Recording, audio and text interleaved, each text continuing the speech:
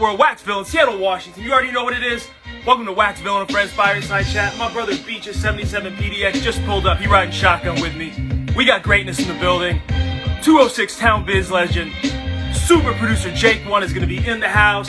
Keep it locked. We'll kick things off soon.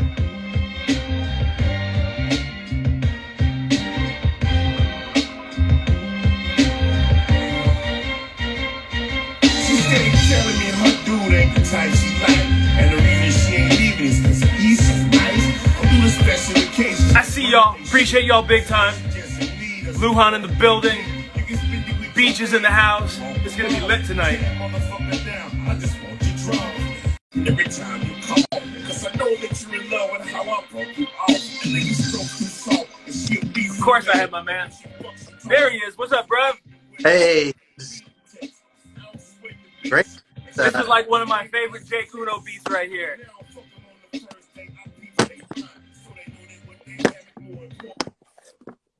How you doing? You're doing great. Just stoked to be here. Yeah, just getting everything set up. Let's see here. I see you, Biz. What up, baby? My brother Jimmy Soul Radio in the house. We see you. Designer Dreams in the building. Supreme LaRock in the house. Big respect, bro. Jake Uno in the house. Let's do it.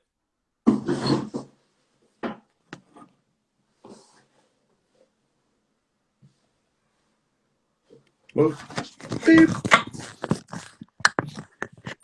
Good. Jake Cypher, what up, man? How you doing?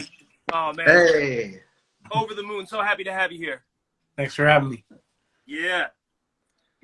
So I see we got about 15 on the line. Just jumped to 23. How's it today in Seattle? Pretty nice, actually, man. It's like 65. You know, we can't. That's basically 80 for us this time of year. So Nice. yeah. Jake, do you know Chris? He's down in Portland. Nah, what's up, man? It's great to meet you. Just yeah, an honor. I'm just happy to have the 206 just to be like, you know, Seattle Portland connect. This is rad. I got a lot of records out of Portland over the years. It's been a especially back in the day, super fruitful place. So yeah. Well, I know I've seen you. My homie Max Bass is at the Clinton Street record. Right. Man, just much love to a lot of the crew and the folks down here like Rev and Max Bass. You know, definitely holding it down. But great to finally meet you. Super cool. Very dope stuff. Gentlemen, we got about 42 on the line. If you're ready, I'll go ahead and kick things off. Let's go. Yeah. Yep. I want to welcome everybody to Waxvillain and Friends Fireside Chat. Fireside Chats are similar to interviews. However, we take the time to do the research. We don't want to duplicate efforts. More importantly, we want to support and strengthen other existing articles out there. Now, I always say this at the top. Last year, I did close to 100 live stream interviews solo. This time around in 2022, I said I want to bring on friends from the community, supporting and strengthening the vinyl community, something that's very important to me. I also thought it would be fantastic to get other people's perspectives. So I've invited my good friend, Chris, a.k.a. Beaches 77 PDX, to be my co-host. We connected last year, but what was really dope about this whole thing, all the time that we were talking, it took me to show a 45 that I discovered from Schenectady, New York, my hometown, by Bernard Black, to realize that Beaches went to college at Skidmore, right? Which is Saratoga. I'm from Schenectady. That's like 30 minutes apart. So all these years later, to be able to connect by way of the gram, doing stuff with music is fantastic. As soon as Jake One had committed to this, he was the first person I went to. I knew he was the right person to drive this out and co-host with me. So I'm so honored to have you, man. Really appreciate you. For everybody on the line, we got about like 10 plus questions. We got show and tell. We got the lightning round. I'm thinking this is going to go about like 55 plus minutes. When it comes time for our guest, I want y'all to know something really important. As I said, we do our research. There's a gazillion Jake One interviews out there. Yeah. And something that's super important to me is to make sure that I'm not just putting on, you know, shining the light on folks from the town, but more importantly, being able to highlight really key information, things that you know, inspiration, motivation from the town. So we've picked out about 10 plus questions, like I said. that I believe Jake maybe hasn't answered before, and or questions that I know that all y'all are going to want to know. Now, y'all know the man's one half of the dynamic duo Tuxedo. You know about the white band music. You heard about the Grammys, the platinum plaques, and all that stuff. But what I think really connected me to Jake One was way, way back in the day when I got into beat making. There was a song he came out with, and it was called Home. And this song got this killer video with it. And I felt so inspired because everyone that was in the video was from the town.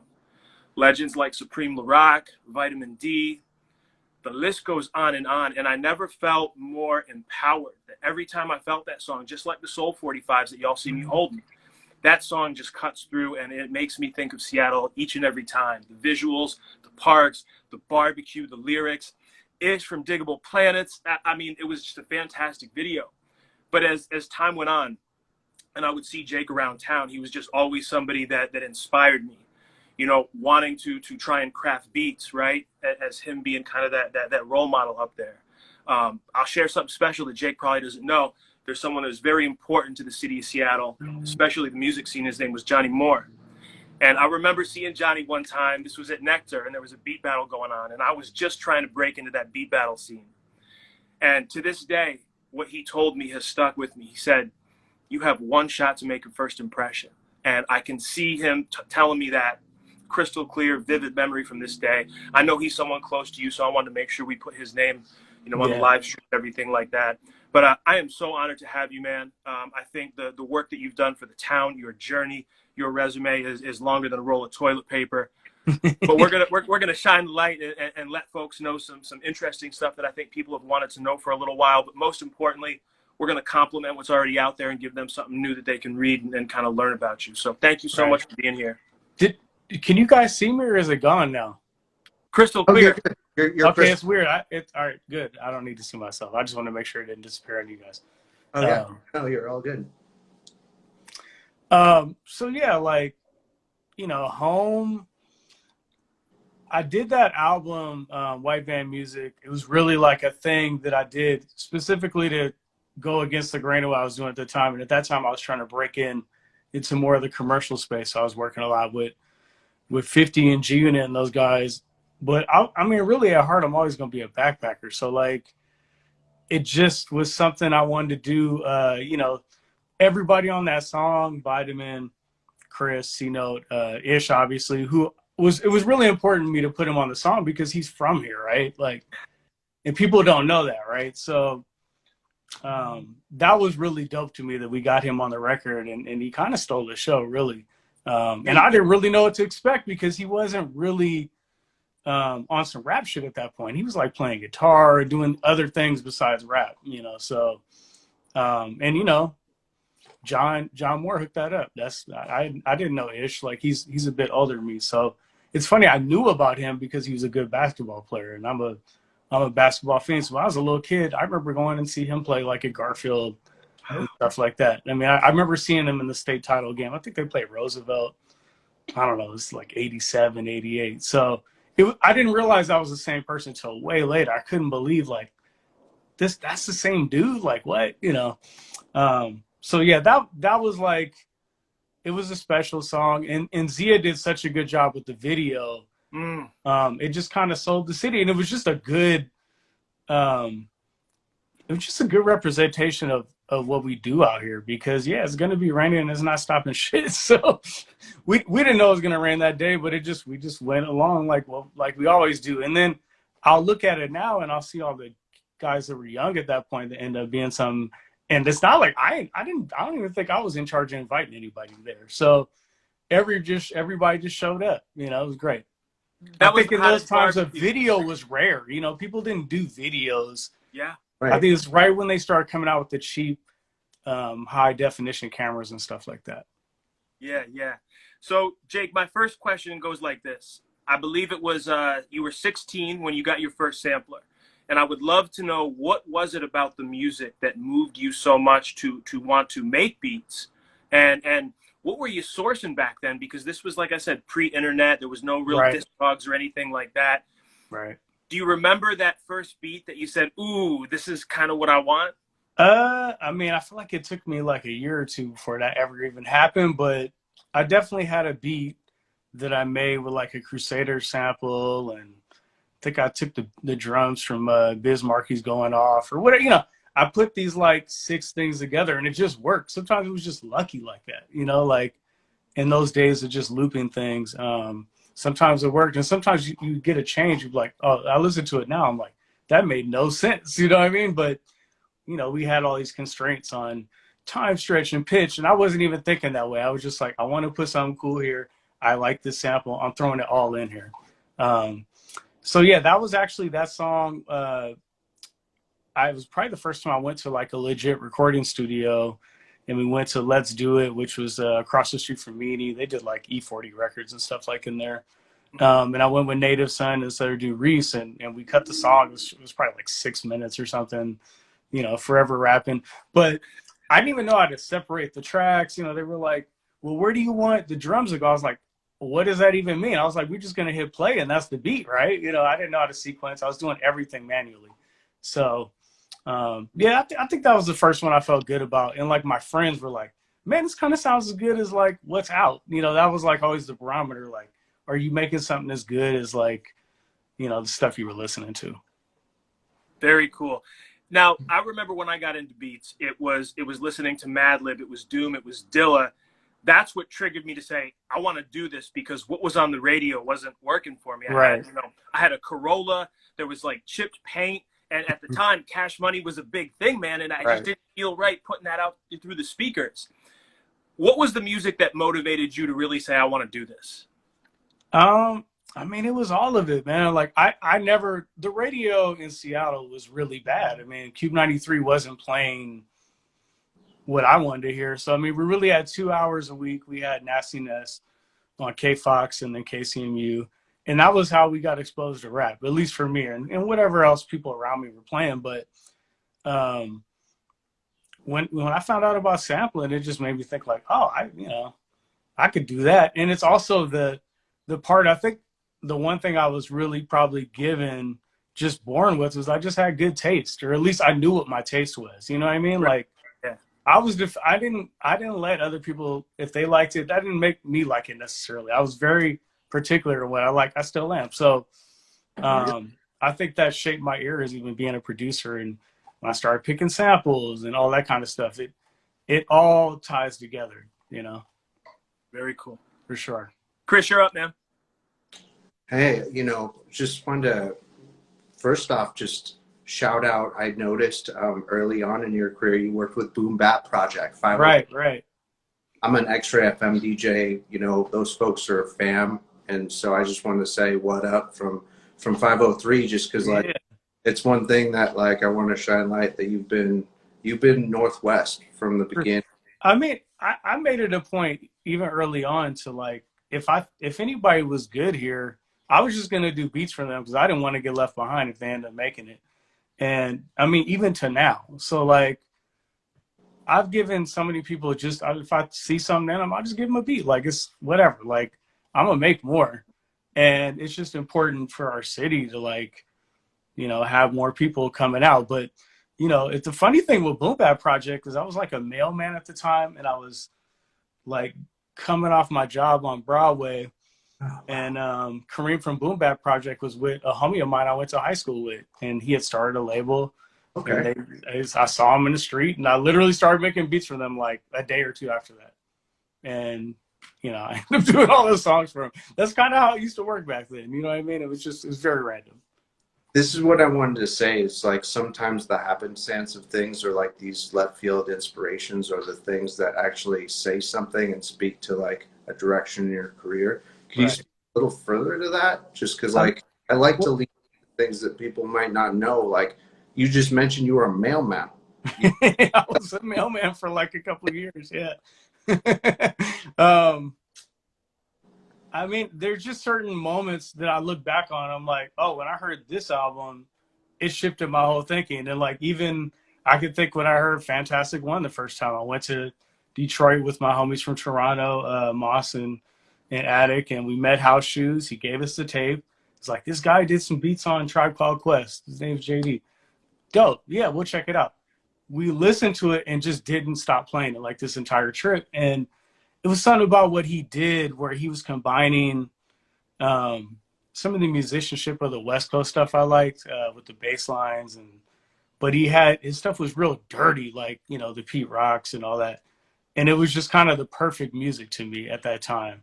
And it just made me, when I heard that, I was just like, damn, all these things I thought what I was doing had to be, it just threw all the rules out the window. Like, he was using basic generic records. It didn't matter, but it was like what he was doing with them was what made it special. The way he was playing on things, the bounce of it, it just hit me in the heart. And you know, for however many next 3-4 years, we're probably making fake versions of that. So like, this is like, you go on this journey doing this, and then eventually you stumble on something that you have that's like uniquely your own. And sometimes people have it early, sometimes it takes time, you know? Sure. That's awesome. So, you know, when it comes to inspiration, especially when we're talking to beat makers, producers, the names that always come up, Premier, Dilla, Alchemist, Madlib. I want to flip the script. When it comes to inspiration, people that motivated you, who were the folks from the town? I know that, you know, Cutfather, Supreme Larock, Yeah. Common was a really big thing. Supreme Larock is one of my favorite people on the. I still get shook when I see him. The very first time I saw him, man, at a record fair, right? I like pull up next to him, you know, I'm like, Supreme, and I could barely get it out, you know. But I know he's just you guys spent a lot of time together, and can you talk about some of the local influences? Like I said, Cutfather, Supreme Larock. I mean, definitely on the record front, and even just thinking of making this any sort of career, you know, he's the first guy I met that was even doing it. So like, a good friend of mine from childhood that was like, we used to break dance together. This dude in Milcar, who was actually like part of Tribal and all that stuff. He ended up working at Music Menu, and I hadn't seen him in a while. I ran into him there, and I left some beats there, like just some beats I was making. It's probably like 1993 or 4, something like that. And, you know, I had heard of Supreme. I didn't even know who he was necessarily, because back then you listen to Rap Attack on the radio, and they would talk about these people where they play their songs, but you didn't know what they look like. You know, they might even write in the Flavor magazine or all these things, but I didn't know what he looked like. So he happened to just like my beats for whatever reason. Amilcar was like, yeah, Supreme wants to meet you. And I was like, oh, crazy. So he's a bit older than me. Like, he was a full adult. I was like, 17, 18 years old. So like, it was weird having like a friend, big homie, that was living adult life. And I'm like, just getting out of high school, like just trying to figure anything out, living with my parents and all that stuff. And I feel like I called him a couple of times. He didn't call me back. And then one day I was walking on the Ave. I just come from second time around, and I just ran into him on the sidewalk. And I literally, from that day, I probably hung out with him every day for like 3 years. And what? After college, I think I was going to Shoreline at the time. I would go to his crib on Aurora. We would go digging every day. Like, besides the weekends, because he had to spend time with his girlfriend. But besides that, it was all records all the time. So, and he was the one that just opened me up to be like, oh, well, these rock records have good stuff on them too. Don't just buy the soul records. Or, yeah, we're going to Tacoma today. I'm like, Tacoma? That's what? You're driving to Tacoma for what? That's awesome. And we go into Portland, where I met Rev Shines, and we were both kids, so like probably met him in, 96 or something like that. So yeah, and then he had a label. He was putting out records. So the first records I was ever doing in the studio, they put out. So that's some of the early conception stuff. And, I'd probably been making beats a couple of years at that point. So that was like me learning on the job, Right. Something I read was that, and this is something that I think is just kind of known, Supreme always had that eye and ear for the stuff before it was popular. And I came across this story where he had handed some people in Canada this list, and the list had Stark Reality and a whole slew of other things. What's something that you learned from Preem, and maybe a story you can share about just his deep knowledge and insight of sourcing these amazing records? I mean, he was just nuts, man. Like, he would be so far ahead of it. And then even on some, like, this record's $50, I'm like, $50? Like, are you crazy? Like, and he would buy it, and it's probably like a $2,000 record now. Like, I've seen him do stuff like that. But, I remember one time I was at his house, I just started writing down all the rock records and whatever various things. I had like a little notebook. I still have it with the records. I still haven't found some of those things. It's like 25 years later, 30 years later. But he would, I'd be at his house, like, and he would get like a fax, like an actual paper fax from Jasmine. And it would be like, I need as many copies of these 20 records. So some of it would kind of be some bullshit. It'd be like Enoch Light with the James Brown cover. And we would go to every Golden Oldies, and he would amass like 30 copies of these like regular records, but then he would trade it for some ill. And then like, I remember one day a package came from Jasmine. It was like, what's this record? Gentle Rain. I was like, this looks whack.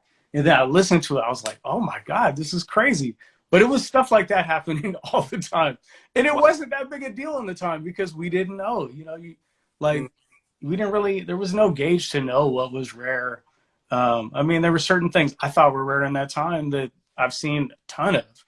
And then some things I bought in the moment that I just bought as an afterthought that I never seen again. So it was Wild West. It was fun. I mean, it wasn't about money or like, oh, I'm going to buy this because I'm going to flip this. There's none of that. You were just buying it to hog it. You know what I mean? Sure. And what you thought was dope. Nice. But yeah, it's funny because I still like going to record shows with him because he just got that eye of the tiger. I'm not as serious as him at this point. He is still laser focused. So like, I love being around him. And then like, when he asks me about something I have and he doesn't have it, I'm like, I did it. I won. Like this, that I even ever had that moment is crazy. Because there's still times I buy things purely off the basis like, I remember seeing that at Danny's house in the 90s. I haven't seen it, so I'm just going to buy it. That's awesome. Yeah. Wow. All right, Chris, you're up. Man, I was just one of the other things that I was just thinking about for you were on the come up as the record industry kind of was just tanking, and Yeah. Hell yeah. So one thing that I noticed is just like, it was inspiring because you were local, then you were also just going aspiring and like getting bigger and bigger. So talk about that come up and talk about, what that was like. It was really weird because I came along as far as when I started making headway more on the national scene was when Pro Tools came out. And when Pro Tools came out, it just kind of devalued producers, period. Because before, and I actually caught some of this in the end of it, they would have to pay you to even record to a beat. So they would pay you like a first half, labels would, and just for you to track the beat out so they could even try it. They didn't know if it was going to be good.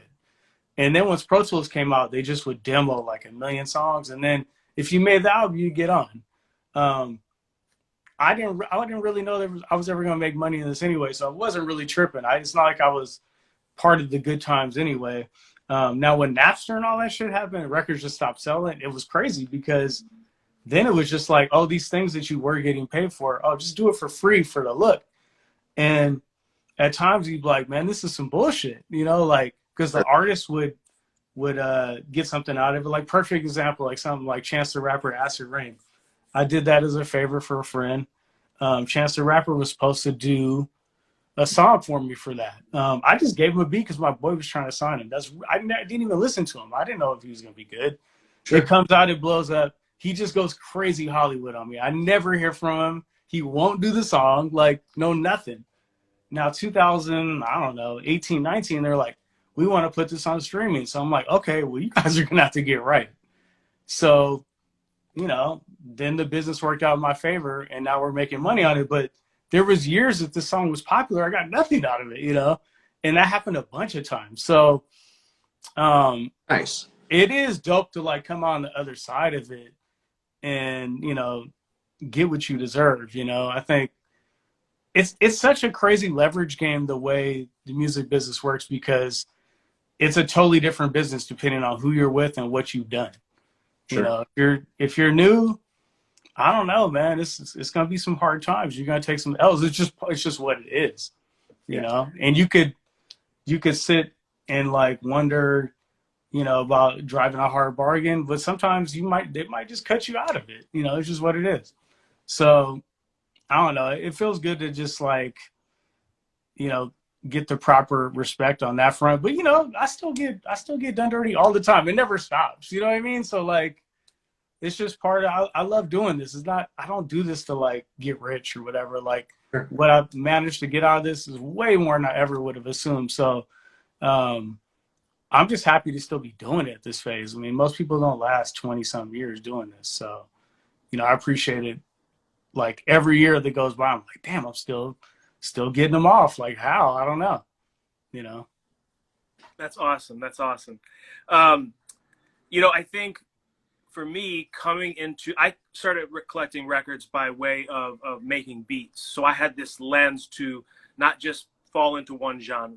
Right. I was always looking wide and far, right, for those Mad Lib style drums or those samples that were just obscure. For you coming up, what were the type of records, the genres that moved you the most? And is there like a digging story that kind of stands out? I remember years back, y'all went to Canada, and I know y'all dropped crazy on the records out there. You were showing live them. convention. Oh yeah. Yeah. What's the one digging story that stands out where you're kind of with a bunch of, you know, friends, homies like that? I mean, everyone that you were with, I think Finesse was with you, Supreme was with you, all those guys.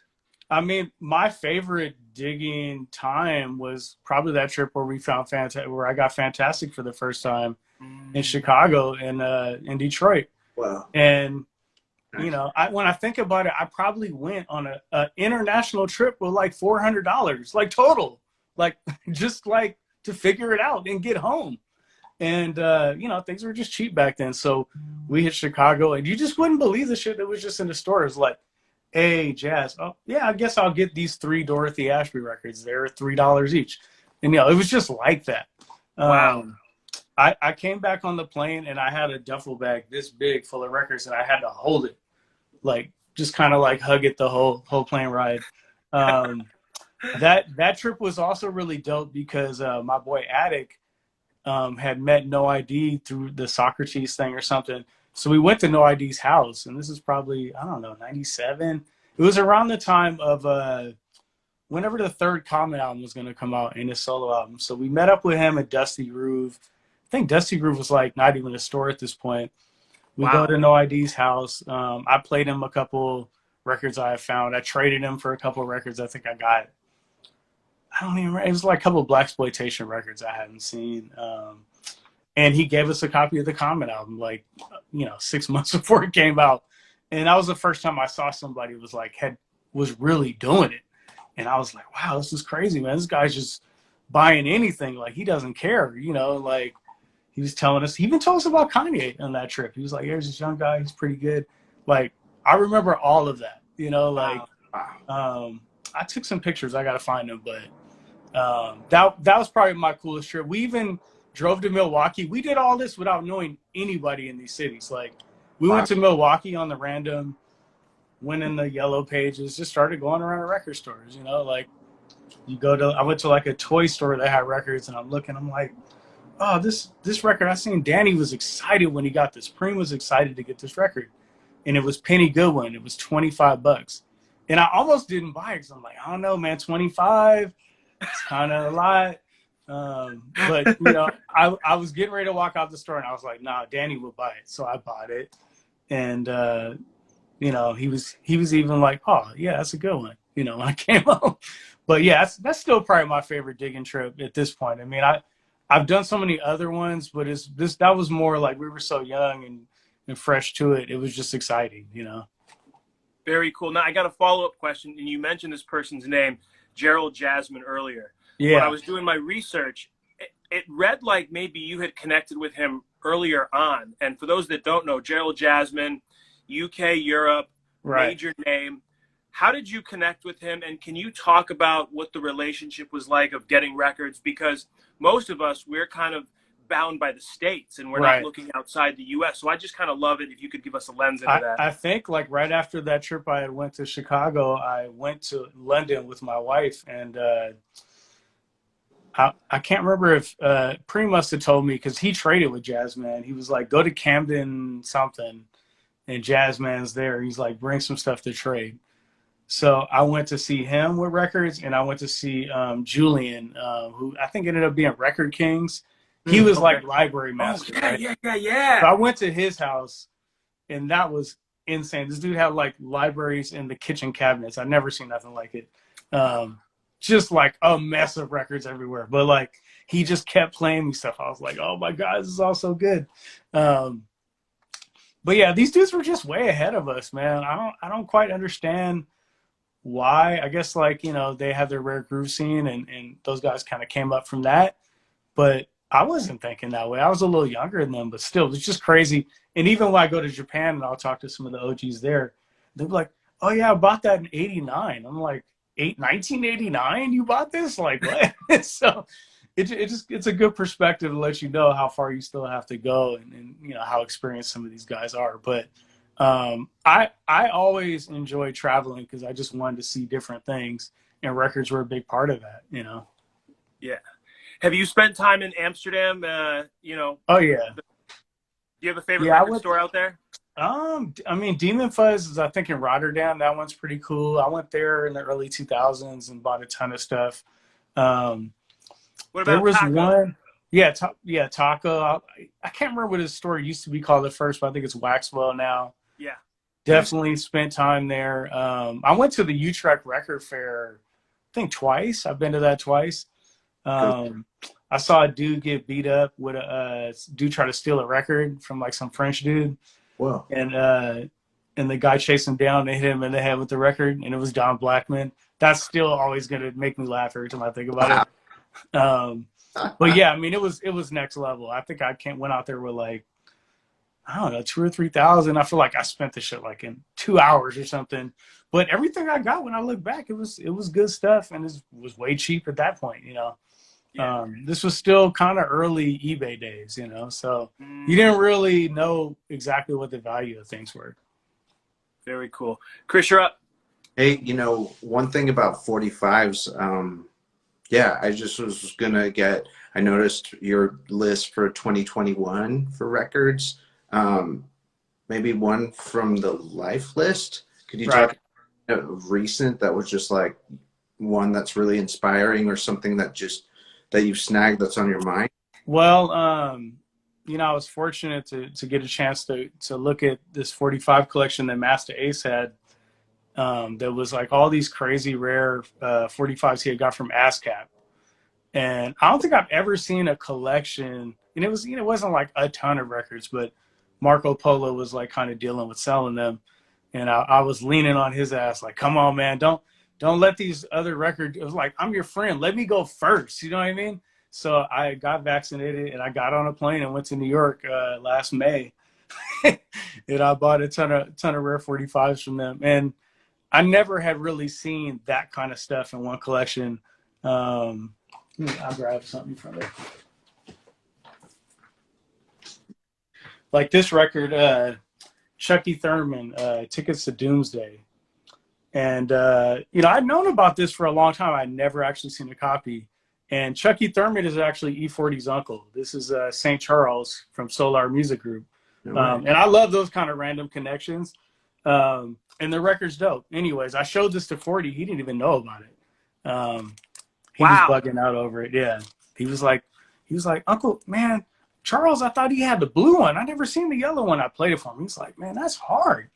But yeah, stuff like that. That's, at this point, this is the problem. You get into doing this for so long, and the only things you're really gonna covet are just harder and harder to find. So you got, Right. for whatever reason, I'm not usually the person who's gonna fly out to see a record collection. I don't think I'd ever done nothing like that.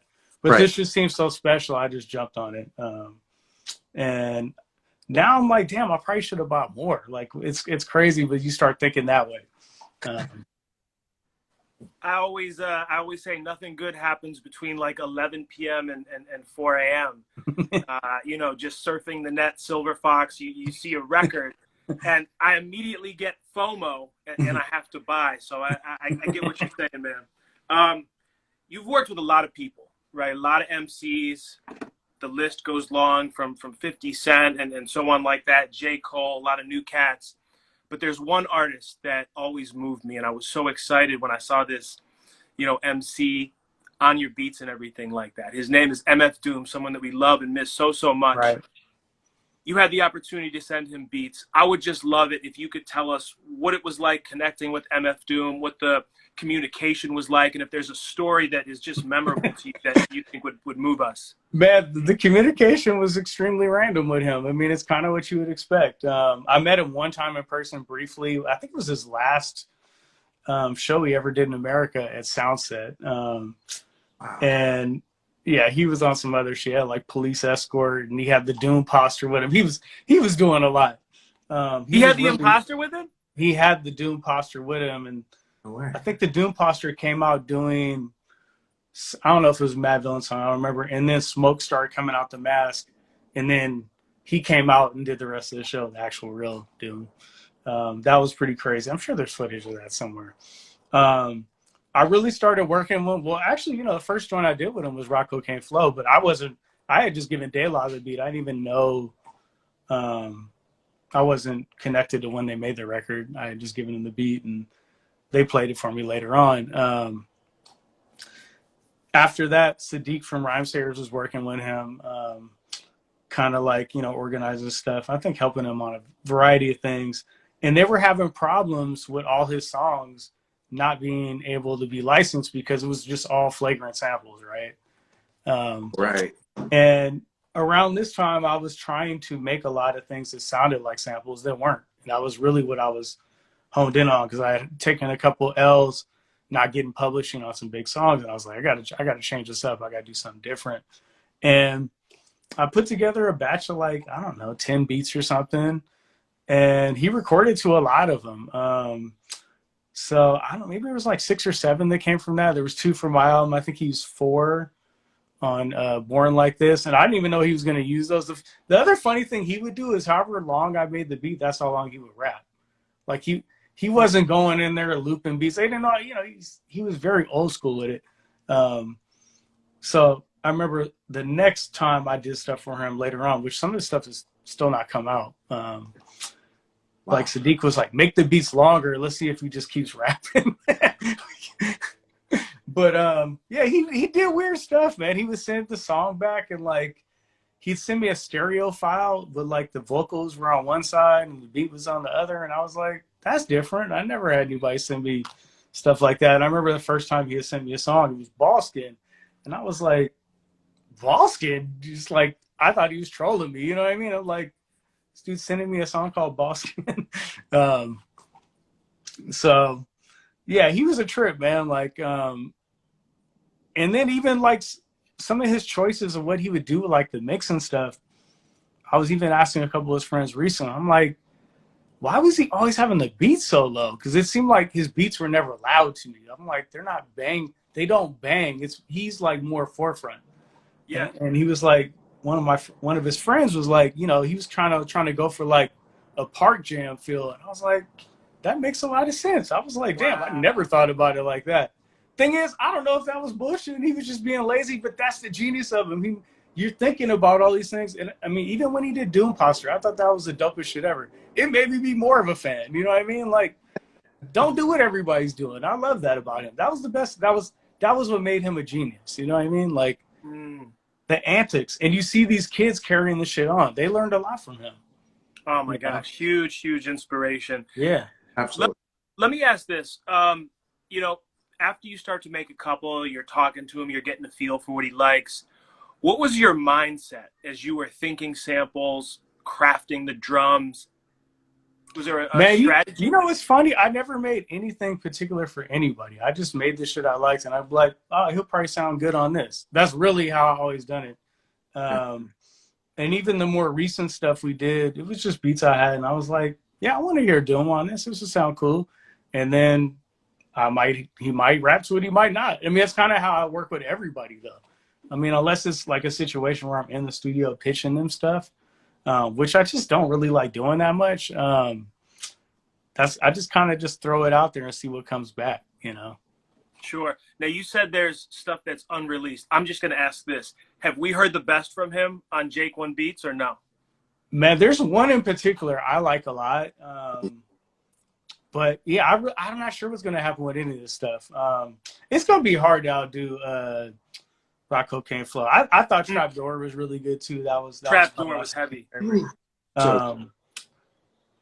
So you know, like it's just hard to say. He also he changed. You know what I mean? He was living in Bermuda. His life was different. So the thing that was really dope with him is he just didn't make stuff if he wasn't inspired. He wasn't a dude that was just in there going to work rapping. It wasn't like that for him. He either rapped because somebody gave him a lot of money, or he rapped because he felt like it. So like you saw MF Doom Project, he cared about that. That was really his shit, you know? And then he might, if he feels like it that day, rap for somebody if they give him enough to do it. Everybody has that feeling, you know what I mean? So, yeah, he was, it's just crazy going, like even just going around Seattle in my daily, you know, driving around, there's like 4 or 5 people I know that have passed, and I see them like drawings of them. And I'm like, this is crazy. I see Nipsey over by Beacon. I see Doom downtown. I see John Baezels. I see Malcolm on Capitol Hill. I'm like, this is so fucked up. But then you're like, damn, these dudes really made an impact. You know, they touch people. Absolutely. I appreciate you taking the time to tell us about that. Chris, you're up. Yeah, no, more of this, I guess, in the ways of like, I wanted to ask you about, you know, labels, referrals, hustle, some of the things that like you're doing now. I mean, it's really interesting to me, just the way that you're working.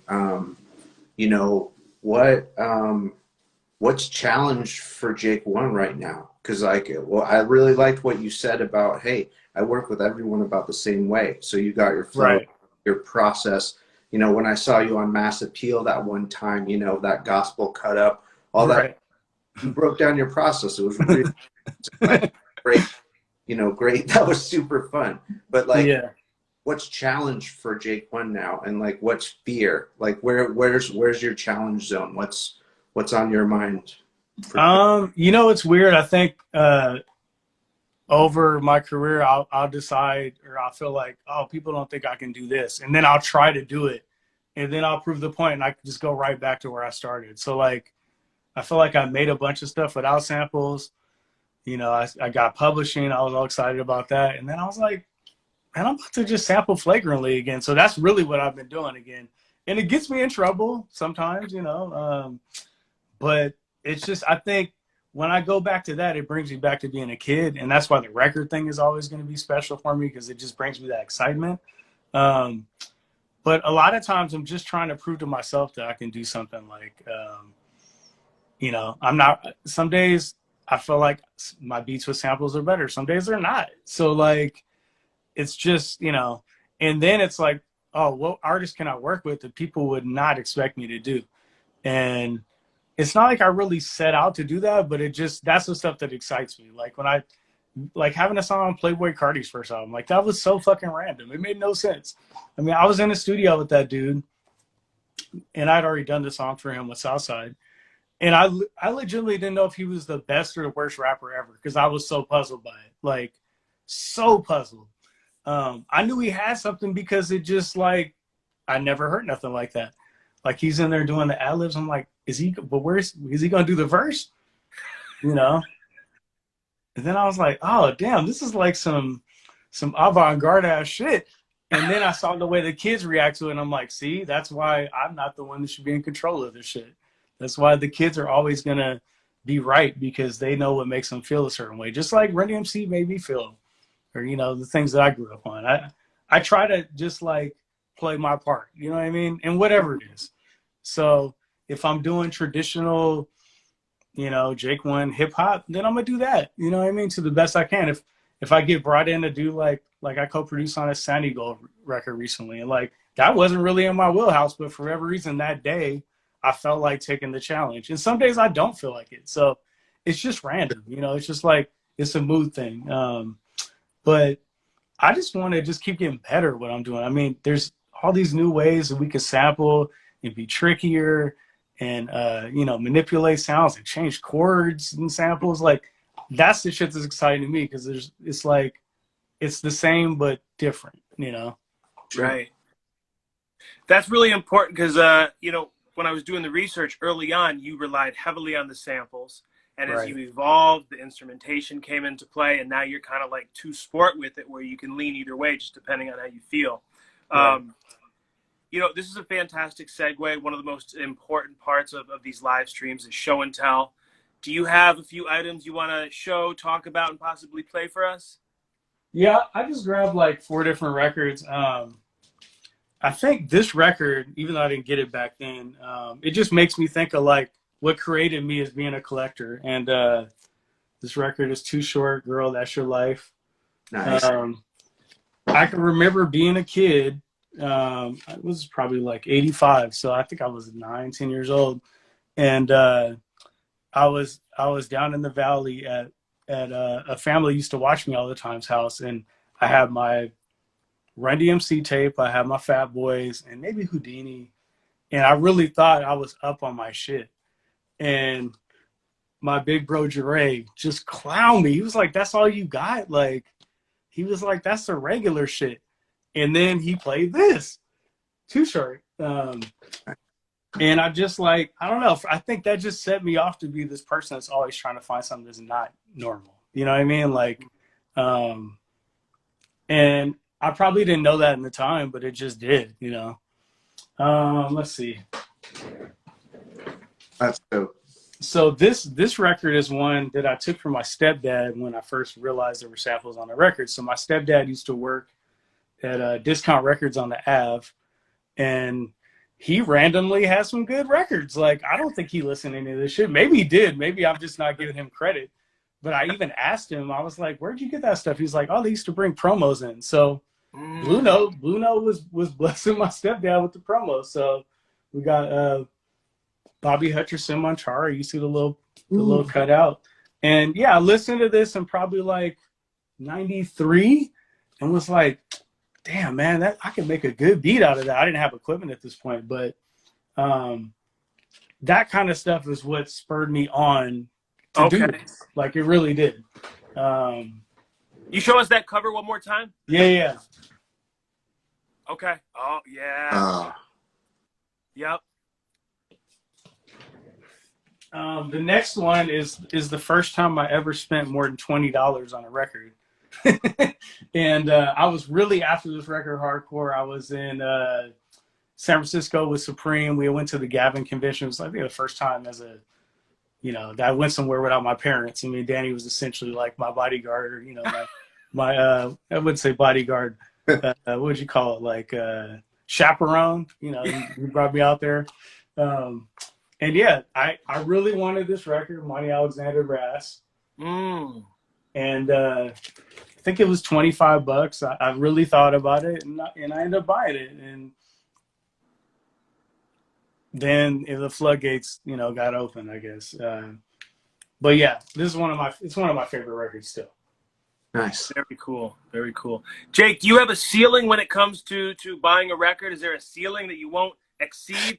Man, I can't say that anymore, man. I don't know. I've gotten stupid over the years, so it just, you know, I don't know.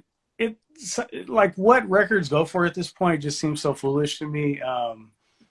Yeah, I wouldn't. I mean, I remember thinking $100 record was just crazy back in the day. That was just like, you know, oh man, that's like what would be $100 back then? Still Johnson, Is It Because I'm Black or something? I think I paid $100 for that, and I was like, damn. You know, I was working a job. I was working at Q-Lube back then, on 45th when I was in college, and I think I made $150 every 2 weeks. So like, there wasn't, you know, I couldn't do that very often. Another good Supreme story. When I worked at Q-Lube, there was one day he brought his, I don't know if he had the Benz at this point. He brought the Benz in. I hooked him up. I gave him a free oil change, all this stuff. He goes next door to Golden Oldies, and he comes out with like Marcus Belgrave and a bunch of rare stuff. And I'm like, how did he do that? You know what I mean? He was good for that kind of shit. I had dudes come in to Q-Lube to give me demos to give to him. It was crazy stuff, you know, like in this time. Wow. Yeah. It's funny, man, because, you know, I struggle sometimes with the price of a venti latte, but $120 record, and I can't cut the check quick enough. So, well, you know, at least a record, it stays with you. You know what I mean? It doesn't. Yeah. It's a tangible good that you get to keep. You know what I mean? Mm-hmm. But yeah, no, it's I can't, man. I can't even say there's a limit. I think that I usually think there is, but there isn't. Like if I want it bad enough, or I say if I think, oh, I'm gonna make a beat out of this, doesn't necessarily always happen that way. Mm-hmm. You know, it could be priceless. There's also just things if you've been after it for 30 years, you're probably not gonna find it. Right. You know? Facts. So if it is presented, you got to kind of just do it. Um, the fourth record I pulled, let me see if I can play this, is a acetate I got. Oh, Whoa. I don't know if you can see this. My screen, I can't see like my screen, so I'm not sure. But this is an acetate for Ninth Creation Rule of Mind, and it's like a demo version. I found this years ago, and I don't know what made me listen to it because I would have thought it would just be the regular version, but it's like actually a different. It's like a demo of it. So let me see if I can. oh yeah. Nice. It sounds so jacked up because it's acetate, but you'll hear.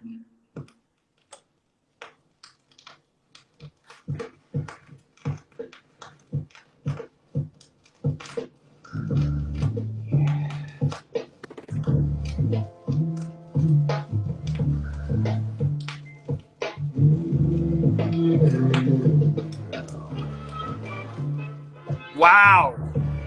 So it's like actually a different version of the song. Like I think it's just a demo. Unfortunately, it's an acetate, so it's a little burnt out. But yeah, I mean, it's pretty unique. I've never seen anybody with that one. That's fantastic. Oh man. Wow. Thank you for sharing that with us. Chris, you're up. Man, just gonna say the other things that I was curious about, just in terms of all of your inspirations, and like I just noticing your 45s that you posted. I wanted to ask some 45 specific questions because I'm I grew up with Ken Sport tapes and beat breaks and rare soul, rare groove, but I've been stopping with the 12s. So Right. the question of like 45s comes like, yeah, is that something that you're? I think I didn't start buying 45, so really 10 years ago, because if it was on an album, I would rather just have the album because I like the artwork, and I always felt like there's more songs. I might make a beat out one of these other songs. Nice. But then I started realizing there's all these things that are just pressed on 45, small label stuff, and it's just a crazy rabbit hole. I mean, it's like it is never ending. I cannot believe how many things there I still don't know about, like, or have never heard of that are really good. You're just like, it's endless. So, and the other part is like, I'm just running out of space for LPs. So like, I like that they're smaller, and it just, it's something I can buy and fit in here. Totally.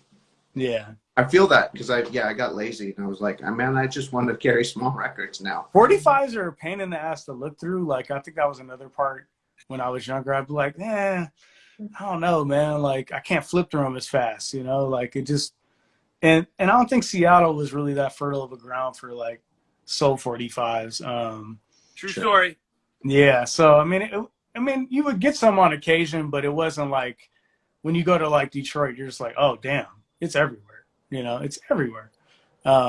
Ironically enough, like one of the rare soul 45s from Seattle, the main dude from the group grew up on, he didn't grow up there, but he lived on my street when I was a kid, and they had a band, and I didn't realize this till like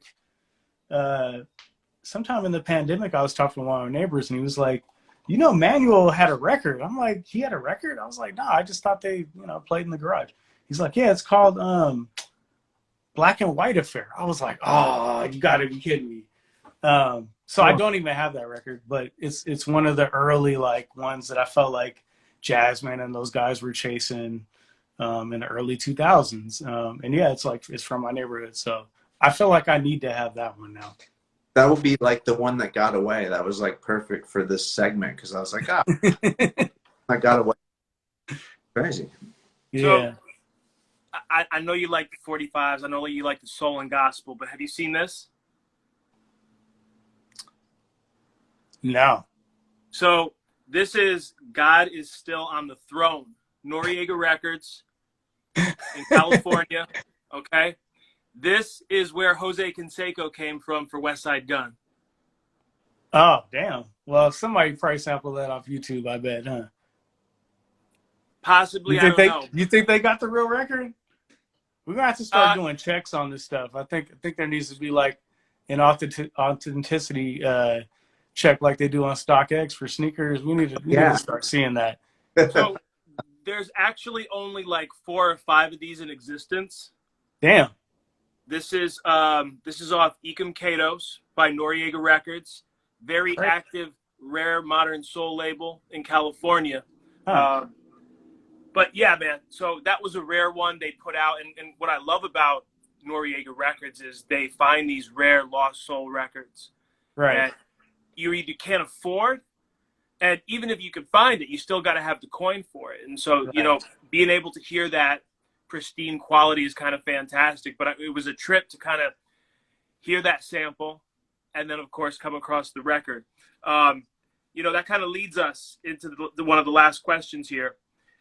I remember you being big with Red Bull Big Tune, and I had played, you know, High Note in the very beginning. When I saw that, man, when I saw that beat drop and you on the stage, like that was a woke moment for me. And I see that the Gene Brown breakdown is coming up. Jake won, Just Blaze. What can you tell us about that? I mean, that's a heavyweight bout. Man, I still can't believe I agreed to do that because I was just like looking at a Spotify playlist of Just Blaze's catalog today, and I was just like, oh my God, this is insane.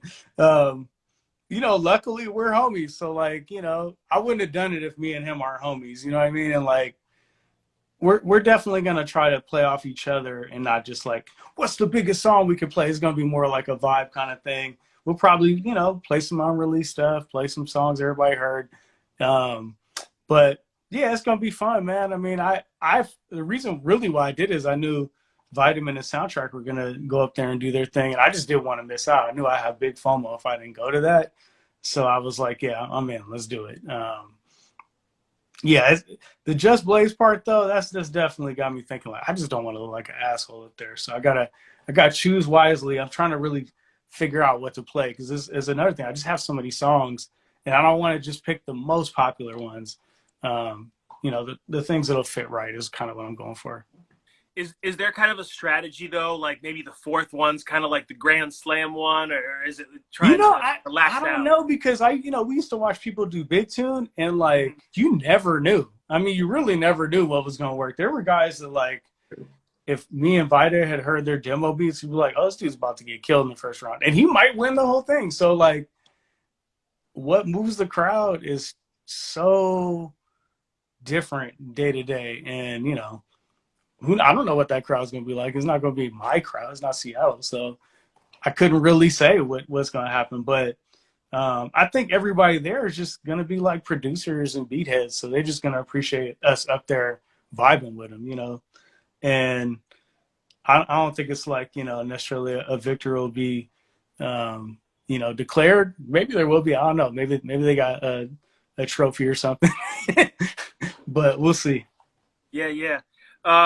One of my last questions, when you look back and reflect on career, what is it that you're most proud of? I think the longer I do it, it's really just that I've managed to like be part of things that, you know, had an impact for this long. Like I got my first record that went platinum in like, I think 2004, and we're like 18 years later at this point. So, and pretty much the whole time I was doing something that was making noise. So, I feel like it's still going up in some weird way. I never had like the big boom where I dominated, but, you know, just, and I felt like I've done it on my own terms. Like I've had opportunities to really just sell all the way out, and it's just not me. I just don't have that skill. I wish I could have made more money, but it's just not, it's not my skill set. My skill set is doing what I like. Right. And then finding people that like it, you know, like artists that like it, that want to cut it and make a good song to it. Is there an opportunity you passed on that maybe you wish you would have seized the day? I mean, there was a bunch of rappers that came to me early, and I just didn't, you know, have the enthusiasm or rush on it like I should have. Like, you know, I met Kendrick and those guys way early. I did some songs for them over the years. It just hasn't been the one. Who else would be somebody like that? I mean, pretty much everybody that's come the last 10 years, I've had some sort of brush with like doing stuff for them, or I might have did a record that never came out, or I never committed to anything all the way. That's it's been good and bad because I never threw all my eggs in one basket with anybody, Like I'm just kind of working with everybody. Right now. Chris, do you have one more? Man, well, I was just gonna say the biggest thing for me, nice job on the drip. Whenever I see out there with Mayor, else that shop. Yeah, that had nothing to do with me. That's all Mayor. He's the costume designer. He's very serious about this. So I just show up and put on what he tells me to put on, and I just left that in his hand a long time ago. He told me the group is called Tuxedo and Not Sweatpants. So that's why why we always got the shit on, and at first I was like, damn, I got to wear a tuxedo all the time. This is crazy. Like I hadn't worn a tuxedo since high school prom or something. So but it's crazy. It did give us a thing, so he was right about that. It did. I just wanted to give you flowers for presenting well. Also over the years, just that kind of evergreen mentality, man, and the growth set. It's like your seaplane, man. You take off, baby.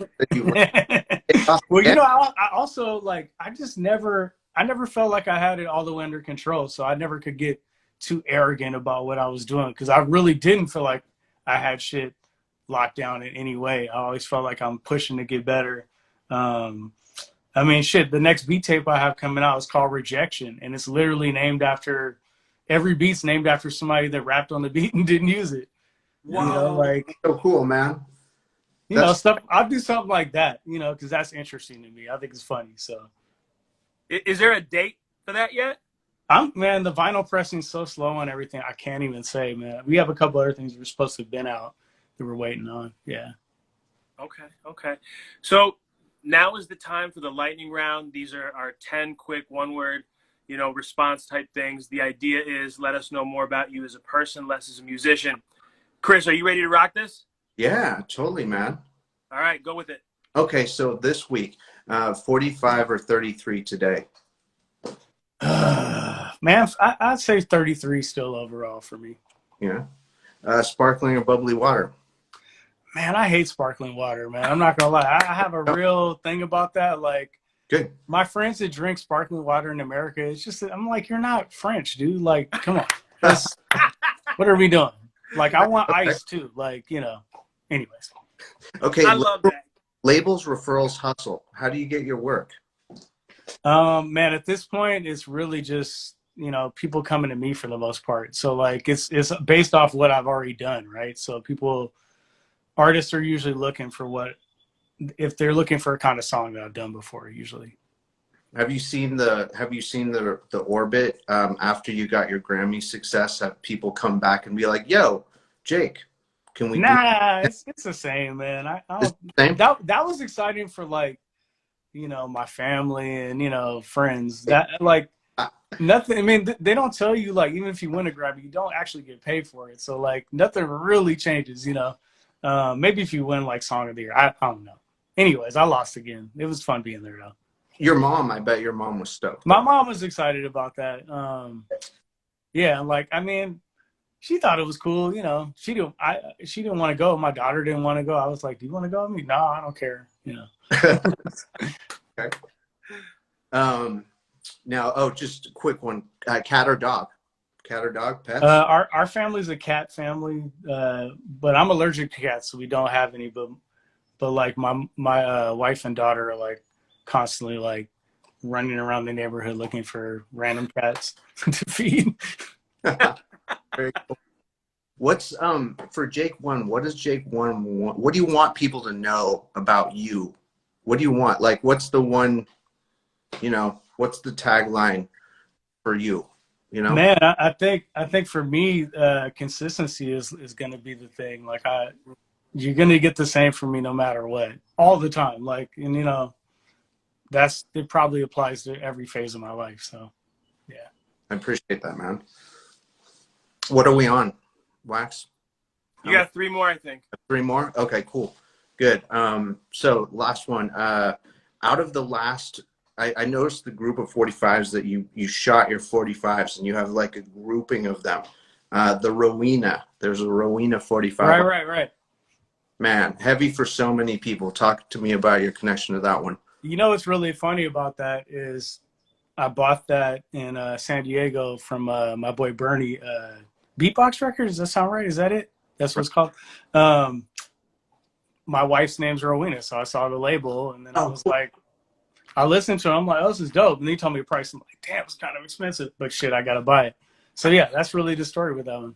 Whoa, that's super happenstance, and that's so special that you're Rowena. I had no idea. That's great. Yeah. Okay, and then Seattle, Portland. You know, thoughts on that? Like, you know, you're from Seattle, Portland. You spent time down here, Northwest. You know, are you a Northwest person? Do you feel like a big connection still? 1,000%. I mean, I think Seattle's always. I've lived every year but 1 year of my life here, so I'm always going to be Seattle. I mean, I just can't see leaving at this point. I want to leave in the winter. I'm like getting over that, but. And Portland's always been special because I don't know if it's like the grass is greener, but there's just been multiple times I've driven down to Portland and bought like 3 records, and I ended up making a song that was big off of it. Like I did Nipsey Bend Down was one of those. I happened to buy that record down there. Even I don't know, Officer G Unit. Like the original idea was something I remember I called in sick to work that day, went to Portland, bought that record, made the beat, and it ended up being a hit. I don't know. It just felt lucky for a minute for me for some reason. And, you know, Rev Shine's one of my good friends. So, like, we go way back. So, anytime I'm there, I go hang out with him. Flowers to Rev for sure. And just most importantly, flowers for your time. Jake One. Thanks for having me. Yeah, Jake, I want to just say thank you so much for joining us tonight. And thank you for everything that you've done as a collector, as a music producer, as a beat maker. Like I said, you know, when I was into beat making, you were the guy that I looked up to around the town, and I'd always be starstruck when I'd see you out at a show or something like that. You were that big and that, you know, inspiring to me. So thank you so much, man. If there's ever anything that we can do to help you, reach out, man. But thank you so much. And one more thing for both of y'all before we go. What should we be on the lookout for? What's coming next, Jake? We have any Snare Jordan packs coming? Beaches, you got a fundraiser. Talk to us. I'm working on a variety of Snare Jordan stuff. I've been real lazy on that. I just haven't got that together. I have the new beat tape coming out at some point, Rejection. Still trying to get that together. Pressing's a nightmare. I got a bunch of songs coming with various people that'll be ones you would expect and not expect. So this year's looking good. I mean, we'll see. We'll see what happens. But yeah. Very cool. Very good. Any last words, Chris? No, just happy to be collaborating with Waxvillain, and we're going to be doing more radio together, Extra FM and Beaches, and, you know, just out of Portland. So more from the crew, and yeah, just thanks so much, Waxvillain, for putting these on. It's cool. Yeah. Hey, Jake, real quick. I've given them to Supreme. I've given them to Grizz. I make these 7-inch sleeves right here from design to press. I'd love to send you some. Yeah, for sure. That'd be ill. Very cool, man. All right, everybody. Thank you so much for tuning in tonight. Waxvillain, Jake One, Beaches PDX. We're out of here. Thank you. Peace. Thank you. Peace.